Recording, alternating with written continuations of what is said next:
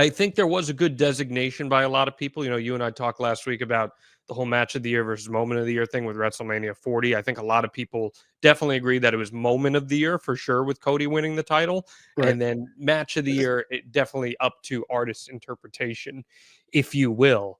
But yeah, man, do you have any notes from that World's End show? I mean, Kenny Omega coming back. I know you're a huge Kenny Omega guy. You have any thoughts on that? Yeah. It seemed like a very noteworthy show, for sure. I haven't seen the show. I'll actually have probably better access now that they're actually streaming and things are going to be on Max as well. I think that's very cool, and also very happy for AEW. I saw they announced a sellout in Nashville, which was very, very cool.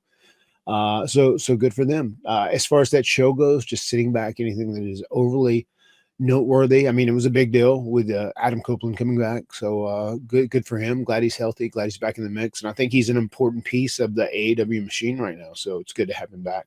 All right. Well, let's talk about that. On Dynamite, it's announced that he's going by the name Cope now. He's no longer Adam Copeland. He's Cope because allegedly, according to him, that's what a lot of his friends call him. He was Edge for so many years. So now he's going by another singular name. What do you think about the switch to Cope for Adam Copeland?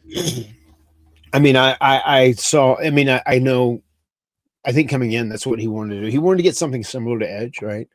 You know, whenever I went to WWE and there was a dispute with the names and I wasn't Broken Matt Hardy, I wanted something similar to Broken. So I was Woken. And that was a word that was getting thrown around a lot, you know, on social media. And it was kind of an N word at the time. So yeah, I think instead of using Edge, he was looking for something else that could pop that sounded similar. That was like one syllable, and Cope is what he ended up deciding to go with. So, you know, it's different. He's always going to be Edge to me, no doubt about it. You know, but I mean, I get that they're trying to rebrand him in some certain fashion. I don't hate it. Is there a big dispute over it? It's definitely, I don't know if I want to call it dispute, but people are talking about it. I think it's going to be, I mean, even calling him Adam Copeland was like a big adjustment for a lot of people because they knew him as Edge for so long. Sure. So trying to get him under that name took some adjusting. Now you're asking them to adjust again. I did see some criticism where people were like, this feels like when Vince would just change someone's name. He would get rid of their last name because he didn't like it and make them one single name.